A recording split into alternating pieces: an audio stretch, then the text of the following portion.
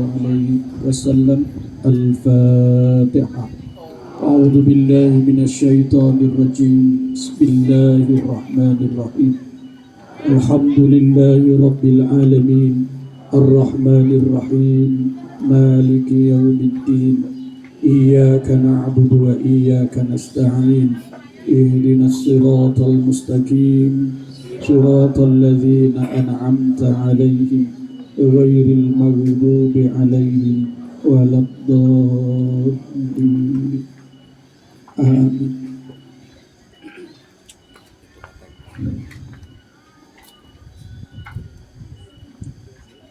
Hadirin wal hadirat yang Allah muliakan, yang saya hormati, Pak Lurah beserta staf, pengurus yayasan, seluruh panitia, para asatid, para guru, para ulama, para ajengan, para kiai, terutama sahibul bait Pak Iman beserta seluruh keluarga besar yang saya hormati, yang Allah muliakan. Masya Allahu kana wa ma lam yasha lam yakun. Itu prinsip dalam akidah Islam. Masya Allahu kana, apapun yang Allah kehendaki pasti terjadi. Wa ma lam yasha lam yakun, kalau Allah tidak menghendaki tidak ada satupun yang bisa terjadi. Bapak Ibu jamaah sekalian, tahu tidak waktu saya hadir pertama kali ke sini, apa yang terjadi pada saya? Yang tahu mungkin Ustadz Didi Sazili sama ajengan Ismail sebelah kanan saya. Saya begitu datang, duduk di sebelah sana, itu saya tidak bisa membendung air mata saya. Tidak bisa. Itu keluar luar biasa. Padahal saya kalau nangis itu malu, tapi tidak bisa saya tahan. Apa yang terjadi? Yang terjadi adalah saya bulan Ramadan kemarin itu, Bapak Ibu yang saya hormati, dalam satu bulan itu mungkin 3 atau 4 kali saya mimpi dalam tidur saya melihat tempat ini. Melihat tempat ini persis. Sampai turun dari mobil pun saya biasanya ke kiri, tadi itu ke kanan. Persis yang terjadi pada hari ini. Jalan yang di sana itu terlewat, persis yang saya lihat dalam mimpi saya bulan Ramadan yang lalu. Maka saya tadi cukup lama. Mungkin yang mau foto juga bingung, ini kok nggak kelihatan mukanya. Subhanallah. Ini adalah Masya Allahu kana wa ma lam yasha lam yakun. Kalau Allah kehendaki, tidak ada yang tidak terjadi, pasti terjadi. Jika Allah tidak menghendaki, tidak ada satupun yang bisa terjadi. Ini pelajaran akidah yang luar biasa. Yang kedua, saya dibohongi oleh ajengan Didi Asazili. Ini tadi saya WA-nya saya tunjukkan ke Pak Odin. Kata beliau, Pak Kiai, mohon maaf jamaahnya tidak banyak. Mungkin beliau sungkan mau ngundang saya. Ya enggak apa-apa. Waktunya kebetulan hari Rabu leluasa, enggak kemana-mana. Walaupun sore nanti harus bolos siaran, enggak apa-apa sekali-kali. Katanya yang hadir cuma 15 orang. Ini masih ada WA-nya tadi saya itu 15 orang. Apa yang terjadi? Sampai pengawal saya tadi itu saya larang untuk ikut, Pak Wahyu. Itu pengawal saya tadi saya larang untuk ikut. Jangan ikut. Kenapa nggak boleh? Waktunya, tempatnya kata Ustadz Didi terbatas. Jadi menemukan tempat nggak usah ikut gitu.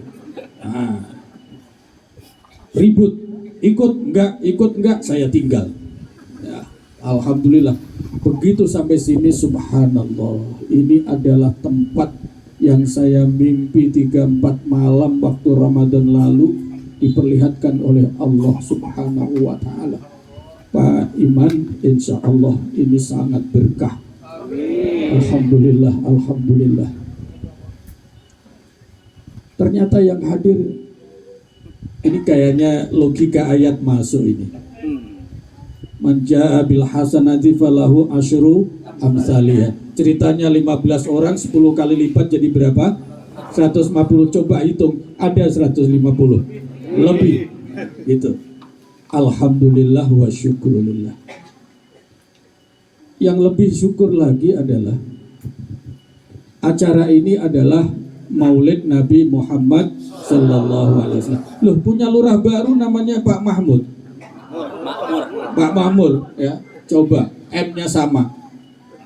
Yang ngaji siapa? Jadi luar biasa. Jamaah sekalian, Bapak Ibu yang saya hormati, yang Allah muliakan. Topik kajian kita,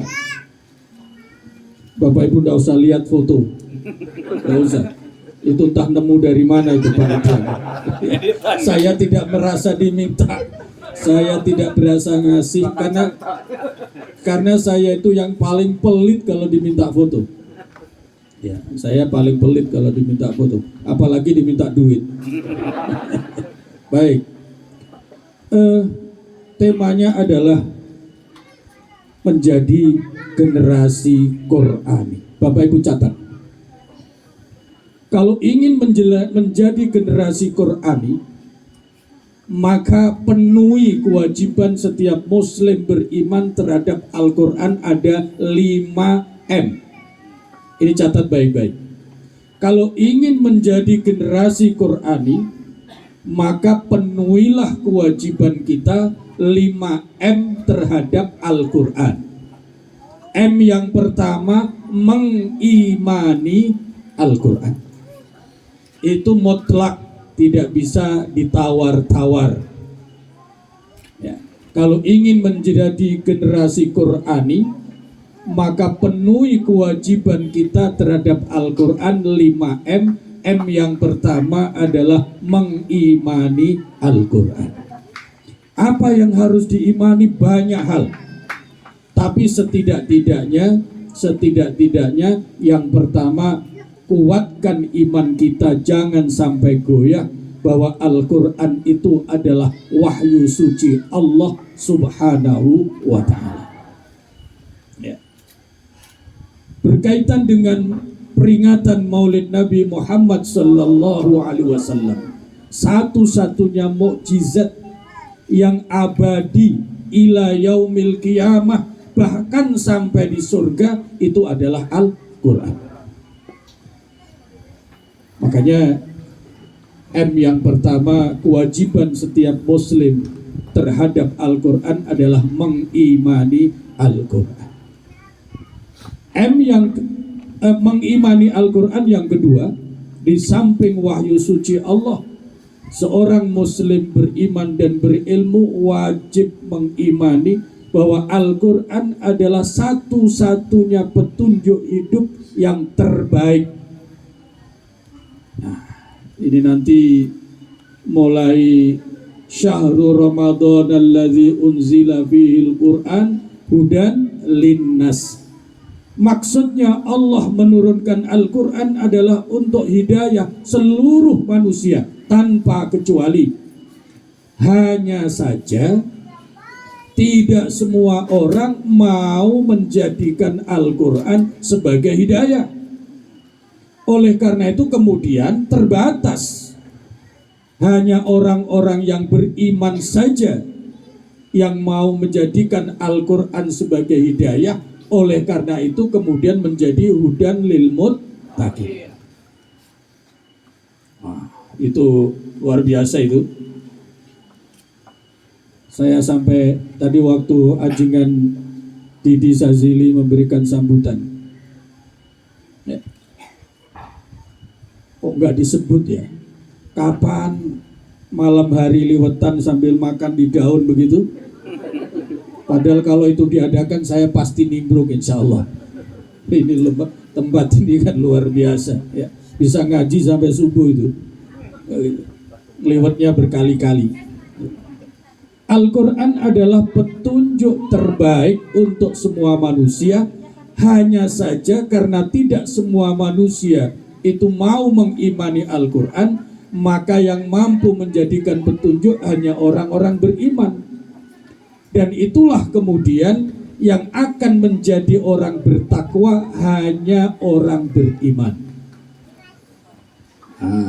Oleh karena itu rangkaian ayat di awal Al-Baqarah itu zalikal kitabul la raiba fi hudan lil muttaqin. Nah, al-muttaqin itu siapa? Siapa yang dijamin menjadi al-muttaqin? Yang karena dia mengimani Al-Quran, allazina yu'minuna. Jadi imanlah yang akan mengantarkan seseorang untuk mau menjadikan Al-Quran sebagai hidayah. Kalau seorang beriman menjadikan Al-Quran sebagai hidayah, sebagai petunjuk, barulah dia menjadi al-muttaqin. Oleh karena itu, antara ayat puasa la'allakum tattaqun itu cocok dengan tujuan diturunkannya Al-Quran, hudan lil muttaqin. Itu kewajiban M yang pertama. Ini jam berapa ini, Pak? Dua ya. Saya harus rada cepat. Nggak bisa lebih cepat lagi selesainya ya. M yang kedua, setelah memenuhi kewajiban mengimani Al-Quran, maka kalau ingin menjadi generasi Qurani, penuhi kewajiban yang kedua, M yang kedua, yaitu membaca Al-Quran dengan benar dan baik. Nah, Bapak Ibu beruntung ya, jamaah sekalian, ibu-ibu, bapak-bapak beruntung punya Ustadz Ajengan Didi Sazili. Saya yang menjadi saksi. Beliaulah yang layak jadi guru Al-Quran Bapak Ibu sekalian. Karena Ustadz Didi itu punya sanad Qurannya sampai Rasulullah Shallallahu Alaihi Wasallam. Dan itu langka itu, Pak. Itu langka. Jadi kalau nanti sudah tamat Qurannya, ngajinya sudah sama Ustadz Didi, itu artinya Bapak Ibu sama-sama dengan belajar Qurannya dengan Rasulullah Shallallahu Alaihi Wasallam. Maka saya berani memaksa Ustadz Didi. Ustadz Didi awalnya segan, ragu-ragu untuk ngajar, enggak ngajar. Karena beliau punya sanad Qurannya sampai kepada Rasulullah Shallallahu Alaihi Wasallam melalui Hadratus Syekh Gus Ulin Kudus dari abahnya Kiai Arwani. Kiai Arwani Kudus itu adalah maha guru Al-Qur'annya seluruh ulama Indonesia. Maka Bapak Ibu beruntung. Jamaah yang belum ngaji, yang belum kenal, ajak. Karena nanti Ustadz Didi nanti rada capek sedikit. Bagi yang betul-betul sudah selesai dinyatakan lulus, itu punya rangkaian nama. Nanti Ustadz Didi itu megang sanadnya yang beberapa terus sampai kepada Rasulullah Shallallahu Alaihi Wasallam. Paham Bu ya? Alhamdulillah, bersyukur. Nah, membaca Al-Quran itu ya, kalau ingin menjadi generasi Qurani, maka penuhi kewajiban kita yang kedua terhadap Al-Quran. M yang kedua adalah membaca dengan benar dan baik. Jangan dibalik. Benar artinya sesuai dengan kaidah-kaidah membaca Al-Quran yang namanya tajwid. Baik artinya sesuai dengan estetika keindahan suara yang Allah karuniakan kepada kita masing-masing. Maka unzilal Qur'ani mujawwadan. Quran itu diturunkan oleh Allah, sudah dibekali, sudah ditetapkan ilmu tajwidnya. Jadi Allah mewahyukan, memerintahkan kepada malaikat Jibril, sudah diajari cara membacanya. Malaikat Jibril kepada Rasulullah Sallallahu Alaihi Wasallam diajari membaca tajwidnya. Maka sampai di dalam Al-Quran itu la tuharrik lisanaka lita'jala bih. Jangan tergesa-gesa Muhammad kalau membaca Al-Quran. Tunggu sampai malaikat Jibril selesai membacakan, baru kamu ikuti. Itulah yang disebut talaki wal musyafahah. Talaki itu bimbingan langsung, musyafahah itu adalah bertemu muka. Supaya apa? Supaya makharijul huruf, tajwidnya jelas. Karena Al-Quran itu punya hak. Apa yang disebut tajwid? Warattilil Qur'ana tartila. Bacalah Al-Quran itu dengan setartil-tartilnya, dengan tajwid tartil kualitas tinggi. Nah, kata sahabat Ali radhiyallahu an, yang sudah pasti itu adalah dari Rasulullah sallallahu alaihi wasallam, apa yang disebut membaca Quran dengan tajwid?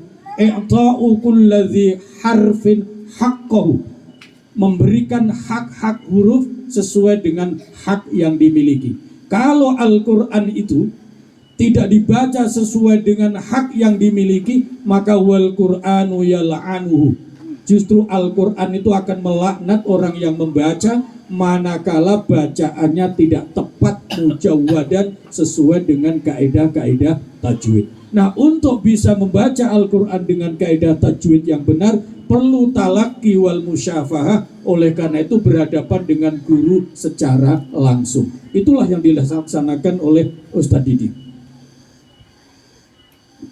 Saya ingin tanya, targetnya Ibu ngaji sama Ustadz Didi berapa lama? Ini perlu saya tanya, jangan sampai keburu bosan kemudian belum lulus. Ya. Kira-kira berapa lama? Berapa lama ibu-ibu?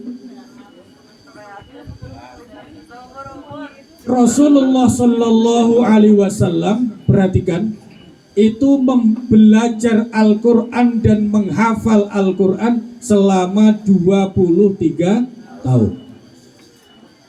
Oleh karena itu kalau baru ngaji setahun, 2 tahun, kemudian masih terus disalahkan oleh Ustadz Didi karena dotnya belum pas, nah, jangan pernah bosan. Karena apa? Karena memang Al-Quran seperti itu. Rasulullah Sallallahu Alaihi Wasallam itu setiap Ramadan ada namanya urdoh. Urdoh itu kalau bahasanya Pak Iman ya review. Apa itu review? Ya murojaah. Lebih gak ngerti lagi apa murojaah. Bacaan ulang. Kalau istilah pesantren ada namanya takrir, memantapkan bacaan dan hafalan. Itu setiap Ramadan malaikat Jibril turun. Nah, untuk apa? Untuk ngecek hafalan bacaan Quran Rasulullah Sallallahu Alaihi Wasallam. Jadi Ramadan dulu sampai Ramadan sekarang, dari waktu-waktu ke waktu, dari hari ke hari turun wahyu sesuai dengan kebutuhan. Nah, begitu Ramadan berikutnya malaikat Jibril turun. Nah, ketika malaikat Jibril turun yang tujuannya untuk mengecek ulang hafalan Rasulullah SAW, itu Rasulullah sangat senang. Nah, ini harus menjadi muhasabah, harus menjadi evaluasi. Kalau Bapak Ibu ingin meniru Nabi, maka ketika belajar Al-Quran gurunya datang harus ada rasa senang. Seperti ketika Rasulullah SAW begitu malaikat Jibril hadir di bulan Ramadan untuk ngecek hafalan dan bacaan Qur'annya, Rasulullah senangnya bukan main. Digambarkan oleh hadis itu, cemerlangnya wajah Rasulullah itu tidak seperti biasanya. Biasanya sudah sangat cemerlang, tapi begitu masuk bulan Ramadan lebih luar biasa. Kemurahan hatinya, kedermawannya lebih dari biasanya. Digambarkan dalam hadis seperti angin yang bertiup kencang, deras. Kedermawanan Rasulullah SAW sebagai tanda syukur dihadiri malaikat Jibril untuk mengecek hafalan Qur'annya. Nah, setelah datang, Iqra ya Muhammad, Rasulullah membaca. Mulai dari turun yang pertama dalam 1 tahun itu, setelah Ramadan terus. Setelah selesai, baru malaikat Jibril kemudian berikan petunjuk, Muhammad, ayat ini tempatnya di sini, ayat ini urutannya ini, ayat ini di segini, terus sampai selesai. Nah, menjelang wafat urdohnya malah 2 kali. sampai turun wahyu al-yauma akmaltu lakum dinakum wa atmamtu alaikum nikmati wa raditu lakumul Islam madina. Ayat itu turun di hari Jumat pada Haji Wada, dan kemudian pada bulan Rabiul awalnya Rasulullah SAW kembali ke hadirat Allah Subhanahu wa Ta'ala. Maka keistimewaan bulan Rabiul awal itu ada 3. Ini sekaligus bocoran untuk ngaji nanti habis asar di Al-Jihad. Rabiul awal itu ada 3 peristiwa penting. 1, peristiwa lahirnya Rasulullah SAW. Yang kedua, peristiwa hijrahnya Rasulullah SAW. Dan yang ketiga adalah peristiwa wafatnya Rasulullah SAW. Nah, ketika Rasul wafat, yang ditinggalkan adalah Al-Quran. Oleh karena itu setiap muslim beriman kalau ingin menjadi generasi Qurani, maka penuhi kewajiban terhadap Al-Quran. Yang kedua adalah membaca Al-Quran dengan benar dan baik. Satu hal, man syaghalahul Quran a'taituhu khairama u'tiyas sa'ilin. Barang siapa yang menyibukkan diri membaca Al-Quran, ini hadis qudsi, saya Allah akan memberikan, tetap akan aku berikan yang terbaik. Barang siapa yang menyibukkan diri membaca Al-Quran, kalaulah dia tidak meminta apapun kepada Allah, maka Allah akan tetap memberikan yang terbaik dibandingkan orang-orang yang berdoa tapi tidak membaca Al-Quran. Kesimpulannya apa? Membaca Al-Quran itu sekaligus merupakan doa yang terbaik. Nah, oleh karena itu ibu-ibu, bapak-bapak, setiap majelis ketemu ngaji jangan lupa berdoa. Karena orang yang menyibukkan diri membaca Al-Quran itu dijamin oleh Allah Subhanahu wa Ta'ala, kalaulah tidak berdoa tetap akan diberikan, apalagi dengan berdoa. Yang kedua, saya hanya menyebut hadis 2 saja. Sebab apa? Kalau saya sebutkan semua, nanti ngajinya bisa sampai jam 3 besok. Yang kedua, idza khatamal abdu al-Qur'ana, ini kaitannya dengan khataman tadi. Shalla alaihi sittuna alfi malakin. Siapa yang menghatamkan Al-Quran, maka saat khataman itu doanya diaminkan oleh 60.000 malaikat. Pertanyaannya, adakah doa? Coba kalau ada panitia sekarang ini ngadakan khataman atau acara, ngundang 60.000, ditaruh di mana? Tapi tanpa mengundang malaikat, 60.000 malaikat akan hadir ketika seseorang menghatamkan Al-Quran untuk mengaminkan doanya orang yang khataman Al-Quran. Oleh karena itu Ustadz Didi, target 1000 khatam itu hanya target awal. Jangan target seumur hidup ya. Jangan. Itu target awal khatamannya 1000 kali khatam. Tapi yang namanya khataman Al-Quran sampai akhir hayat. Al-hal wal murtahil. Amal yang paling baik adalah al-hal wal murtahil, yaitu orang yang baca Al-Quran dari awal sampai akhir, kemudian balik lagi dari awal sampai akhir. Ujungnya apa? Nanti kelak ketika kaki masuk surga, itu kemudian ada suara perintah, Iqra wartaqi, wahai ahli Al-Quran yang masuk surga, silahkan baca Quran dan kalian akan terus naik. Wa akhiru manzilik adalah akhiru ayatin. Surga yang dicapai sampai tertinggi adalah sejauh mana, sebanyak mana Al-Quran itu dibaca, terus akan naik. Maka orang yang membaca Al-Quran dengan sendirinya. Bagaimana dengan menghafal? Nah, ini nanti program berikutnya. Di dalam satu kitab karya Imam Jalaluddin As-Suyuti yang disebut, yang namanya, yang judulnya Syarhus Sudur fi Halil Mauta wan Nusyur. Di sana itu ada hadis yang sangat-sangat menarik. Barang siapa yang ngaji Quran sudah bagus, kemudian berusaha menghafal, tapi keburu wafat sebelum selesai, ya, keburu wafat sebelum khatam. Apa yang akan terjadi setelah malaikat Munkar Nakir naik?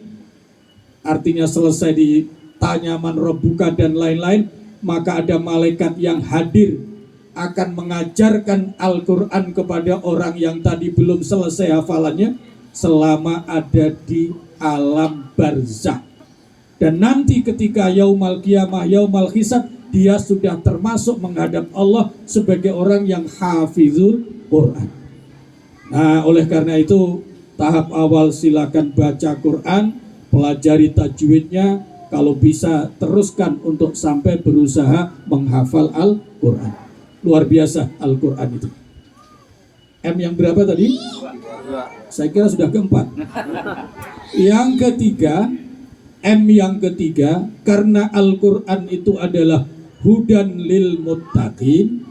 Nah, maka kewajiban yang ketiga, M yang ketiga adalah mempelajari dan memahami isi Al-Quran. Ya, itu M yang ketiga. Ini tentu bertahap. Tidak bisa sekaligus selesai. Sahabat Umar bin Khattab saja, orang Arab asli, sahabat yang sangat luar biasa, yang oleh Nabi pernah dikatakan laukanan Nabi ba'di lakana Umar. Kalaulah sesudahku andaikan ada Nabi lagi, yang layak adalah Umar bin Khattab. Sedemikian hebatnya sahabat Umar bin Khattab. Bapak Ibu tahu berapa lama beliau mempelajari surat Al-Baqarah? Sahabat Umar bin Khattab itu mempelajari surat Al-Baqarah saja selama 8 tahun. 8 tahun. Itu sahabat Umar bin Khattab. Apalagi yang bukan sahabat Umar bin Khattab, maka sangat layak belajar Al-Quran lanjut tanpa henti. Itu M yang ketiga, mempelajari dan memahami isi Al-Quran. Karena apa? Al-Quran petunjuk. Bagaimana mungkin bisa mengambil hidayah dari Al-Quran kalau tidak paham isinya? Sama dengan Bapak Ibu punya Android, punya HP, tapi tidak tahu mengoperasikan yang namanya map. Apa? Map ya? Nah, Google Map, pencet, tidak bisa karena nggak paham. Walaupun punya, tapi tidak paham, tidak bermanfaat. Apalagi jangan sampai masalul ladzina hummilut taurata tsumma lam yahmiluha kamasalil himari yahmilu asfara. Jangan sampai seperti yang disebutkan oleh Allah di dalam Al-Quran. Jangan seperti ahli kitab.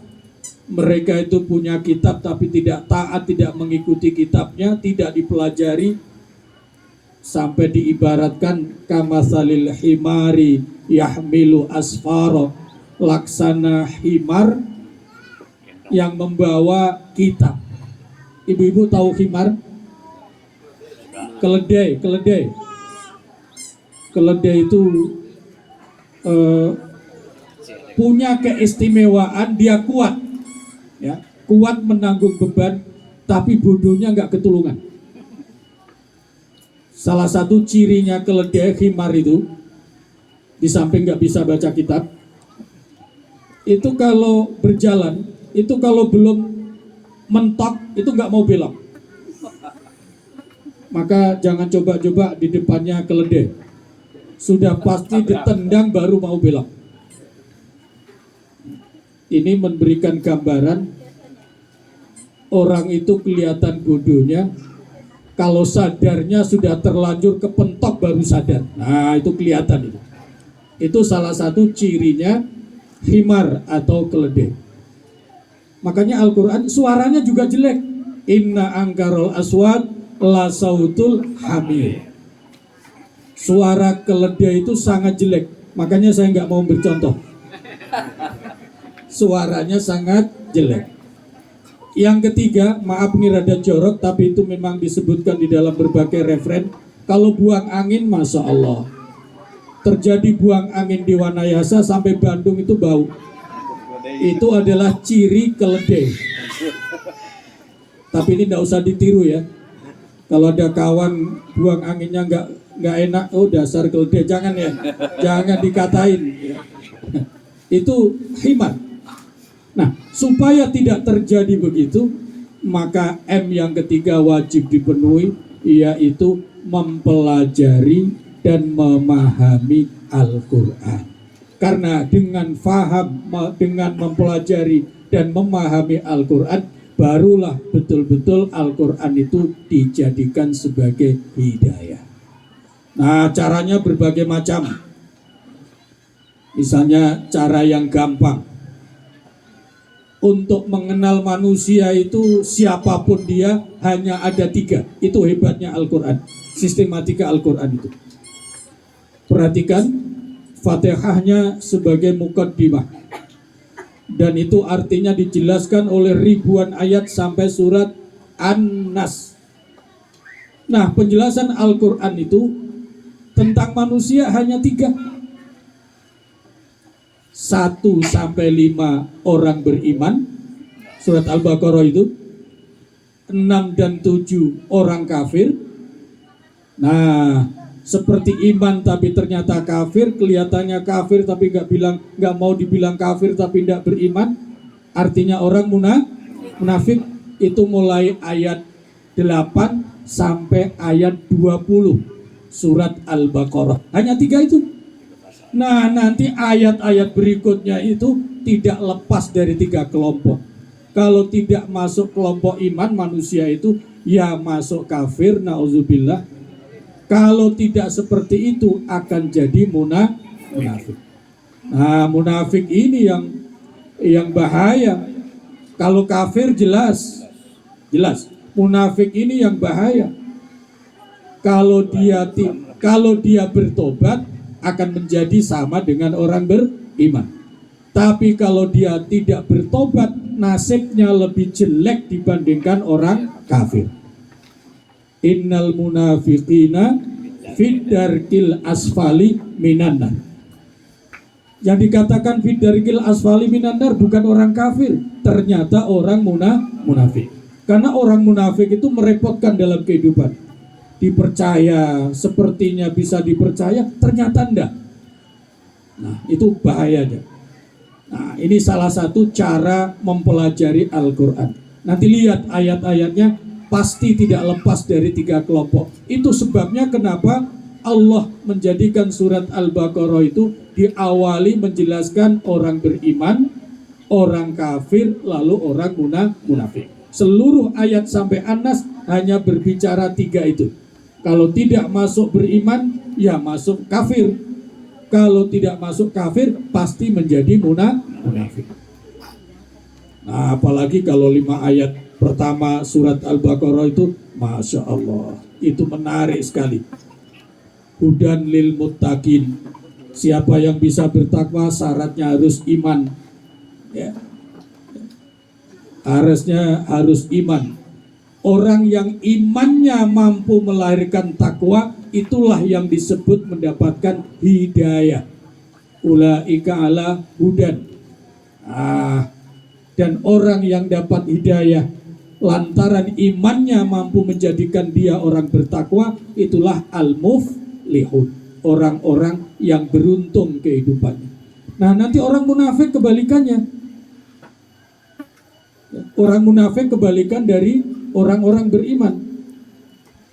Allahu yastahzi'u bihim wa yamudduhum fi tughyanihim ya'mahun ulaika alladzina istarawud dalalata bil huda fama rabihat tijaratuhum wa ma kanu muhtadin. Nah, ini kebalikan dari ayat 5. Ulaika ala hudan, sementara yang orang munafik wa ma kanu bimuhtadin, tidak mendapatkan hidayah. Nah, ini bahayanya. Orang munafik itu sudah divonis oleh Allah termasuk orang yang tidak mendapatkan hidayah. Sudah jam 3 ya? Belum. Yang keempat, M yang keempat itu adalah mengamalkan petunjuk-petunjuk Al-Quran. Itu kalau ingin menjadi generasi Qurani, penuhilah kewajiban kita terhadap Al-Quran. M yang keempat adalah mengamalkan petunjuk-petunjuk Al-Quran. Salah satunya seperti yang dilakukan oleh Pak Iman dan keluarga dan para donatur dan para pendukung. Apalagi menyantuni yatim, subhanallah. Itu amal yang paling dicintai Rasulullah Sallallahu Alaihi Wasallam. Sampai Rasul itu bersabda, "Ana wa kafilul yatim hakadha fil jannah." Saya dan orang yang menyantuni yatim itu di surga seperti ini. Apa maksudnya? Jari tengah, tapi jarinya normal ya. Jari tengah itu menunjukkan derajat surganya Rasulullah Sallallahu Alaihi Wasallam. Jari tengah, jari telunjuk itu surganya orang yang kafilul yatim, yang menanggung, yang menyantuni anak yatim. Terpautnya cuma sedikit. Barang siapa yang menyantuni yatim, itu sama dengan punya daftar surga tertinggi bersama Rasulullah Sallallahu Alaihi Wasallam. Maka sudah pasti berkah, sudah pasti berkah. Surga saja dijamin, apalagi sekedar urusan dunia. Maka saya ucapkan selamat kepada Pak Iman dan keluarga besar serta para donatur dan pendukung yang sudah istiqomah dalam menyantuni yatim piatu. Mudah-mudahan Allah berikan kekuatan dan limpahan rizki yang lebih berkah lagi. Itu M yang keempat, yaitu mengamalkan Al-Quran. M yang kelima, nah ini yang tidak kalah pentingnya. Ya, tadi disebut oleh Pak Lurah. Di satu pihak memang perkembangan medsos ini luar biasa, tapi madorotnya juga tidak kalah luar biasa. Ya. Kalau dulu kiai-kiai para ustadz kemana-mana bawa tasbih, yang dibaca sholawat. Sekarang yang dibawa apa? HP, yang dibaca WA. Coba sekarang kita, walaupun Bapak Ibu tidak jawab, saya sudah tahu, sudah paham. Lebih lama mana menggenggam HP dengan menggenggam Al-Quran? HP. Gitu. Maka saya supaya tidak masuk kelompok itu, saya di saku saya ada Al-Quran. Jadi saya tidak dituduh selalu ngantongi HP tapi tidak ngantongin Al-Quran. Tapi ada rahasianya, Pak. Saya taruh di kiri. Kenapa tidak di kanan? Saya taruh di kiri. Karena hati manusia itu ada di sebelah kiri. Tabarukan dan tafaulannya apa? Semoga Al-Quran yang di kantong sebelah kiri nempel di hati, itu jadikan cahaya hati kita. Nah, itu salah satu tujuannya. Ya, salah satu tujuannya. M yang kelima adalah mendakwahkan dan mewariskan Al-Quran kepada generasi penerus kita, terbatas paling tidak terhadap keluarga anak-anak kita. Barang siapa yang ingin meniru Rasulullah Sallallahu Alaihi Wasallam, maka wariskanlah Al-Quran kepada putra-putri. Sebab apa? Jelas, taraktu fikum amrayn. Rasulullah Sallallahu Alaihi Wasallam wafat meninggalkan dua perkara. Aku tinggalkan, aku wariskan kepada kalian dua hal. Ma tamassaktum bihima lan tadillu abada. Tidak akan sesat kalau kalian berpegang teguh kepada dua hal ini. Kitab Allah wa sunnati Rasulullah Sallallahu Alaihi Wasallam, yaitu Al-Quran dan sunnah Rasulullah Sallallahu Alaihi Wasallam. Oleh karena itu, orang tua perlu mewariskan harta kepada anaknya. Orang tua perlu mewariskan sebanyak-banyaknya ilmu kepada anak-anaknya. Karena itu pesan Al-Quran, wal yakhshal ladzina law taraku min khalfihim dzurriyyatan dhi'afan. Hendaklah orang beriman dan berilmu punya khawatir dan ketakutan, rasa khawatir kalau meninggalkan generasi yang lemah. Jangan sampai orang itu meninggalkan generasi yang lemah. Nah, generasi lemah itu ya lemah imannya, mungkin lemah ilmunya, mungkin lemah ekonominya, lemah peradabannya. Maka orang tua layak berusaha meninggalkan warisan sebanyak-banyak. Tapi satu hal yang tidak boleh lupa adalah mewariskan Al-Quran kepada putra-putrinya. Karena apa? Al-Quran itulah yang menjamin keselamatan mereka. Apa artinya banyak harta jika tidak selamat? Dan yang menjamin keselamatan manusia adalah Al-Quran. Oleh karena itu, itulah 5M kewajiban kita terhadap Al-Quran. M yang pertama mengimani Al-Quran, yang kedua membaca dengan benar dan baik, M yang ketiga mempelajari dan memahami isi Al-Quran, M yang keempat mengamalkan petunjuk-petunjuk Al-Quran, dan yang kelima adalah mendakwahkan dan mewariskan Al-Quran kepada generasi penerus kita, paling tidak terbatas kepada putra-putri kita. Kalau 5 hal ini bisa dilaksanakan, dijamin akan menjadi generasi Qurani.